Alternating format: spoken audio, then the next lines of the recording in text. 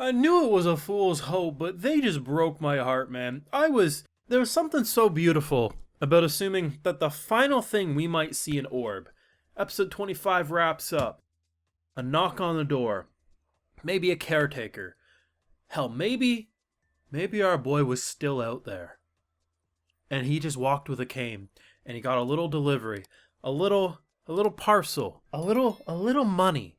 I didn't even need him to get a whole goddamn cart of gold. But just the fact that Raffle would come back to him and say, "Hey Pops, I did it. I understand it was a long time, and I understand Yolenta doesn't even want to profit off the book. But do you know how sweet that would have been? That through all the damn deaths and all the main characters they kept introducing, Pops got a goddamn mail delivery from Raffle beyond the grave. And what do they do in this episode? They slap me in the face. I already know. Either Noak is gonna kill Yolenta, or Yolenta's gonna kill Noak. Probably her killing him. Turns out with age comes his convictions are the same. But you know that confrontation's gonna come. This is the greatest goddamn anime. It's just top to bottom.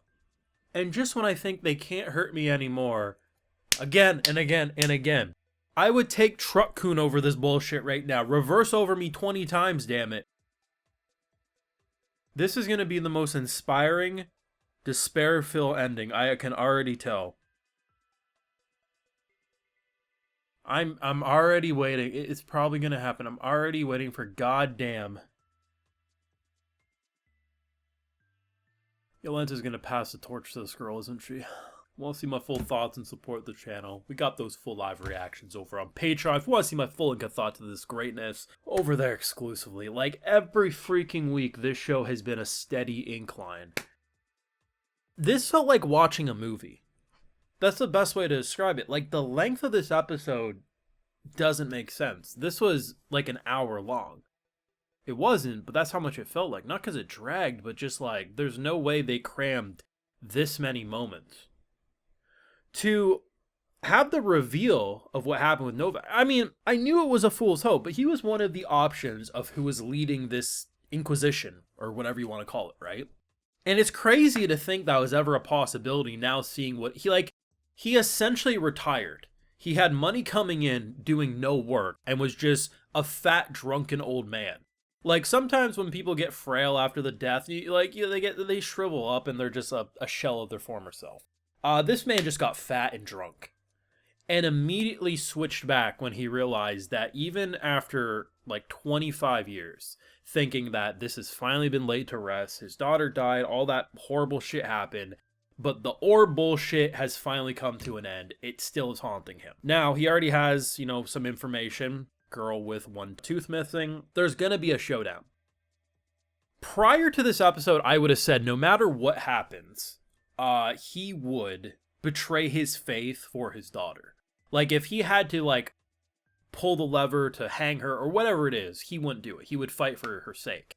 I don't think that's the case anymore. And I think some people might want to argue with that, but hear me out. This man, despite all these years, everything he's lost, no matter what, you could argue him seeing his daughters behind it could potentially change him, but I don't think so. The fact that he got to this old of an age, despite all the drunken, sleepless nights, the fact that as soon as another person comes in for his help about this exact issue, it doesn't matter. He's a man of conviction that no matter who it is, you have to not have a bias.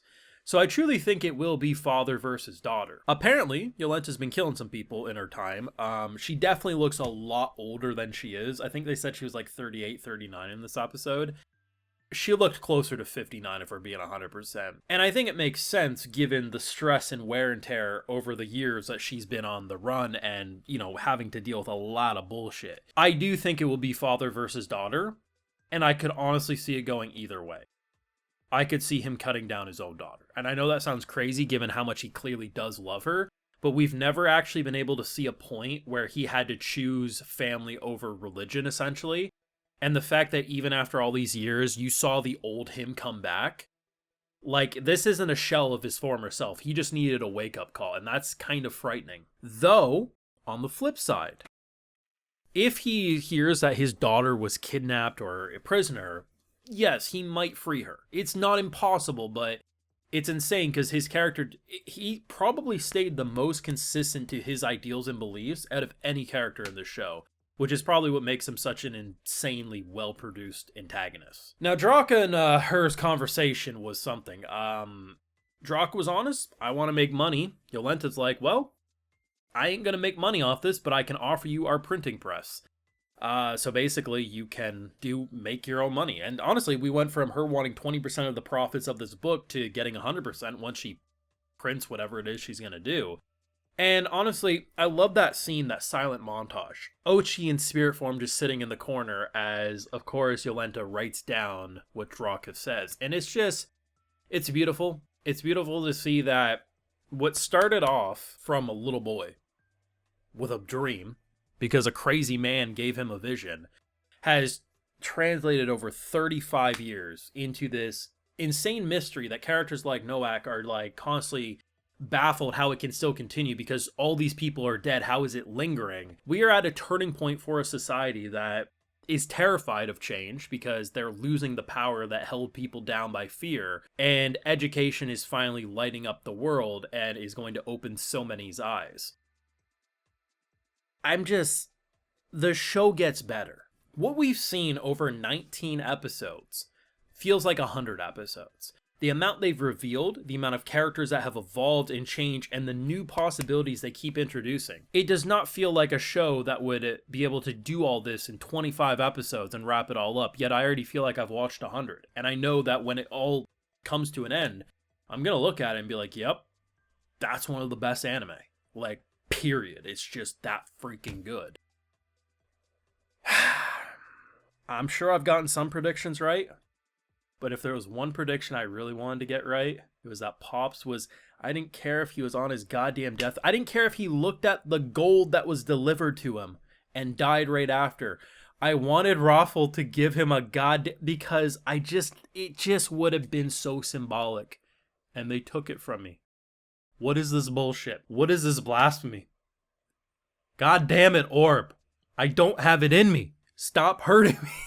Oh, let me know what you thought down below. This was an insane episode. So many reveals, and I think Noak threw me for the loop the most. I thought he'd be a changed man, but he is still the same one as before, and that's a little scary. Let me know your thoughts down below. Leave a like if you enjoyed. Subscribe if you're new around here. Of course, ring that bell, and like I mentioned, we got those full live reactions over on Patreon. And hey, while you're over there, I'll also give you a video shout out. Alright, so today we got Hunter D. Lupin, Cosmo Netto 140, Zeno, Michael Goodley, Yuki Ali, Zython, and we also have Rogue Knight. So I appreciate the support, everyone. Please take care, and y'all have a good one.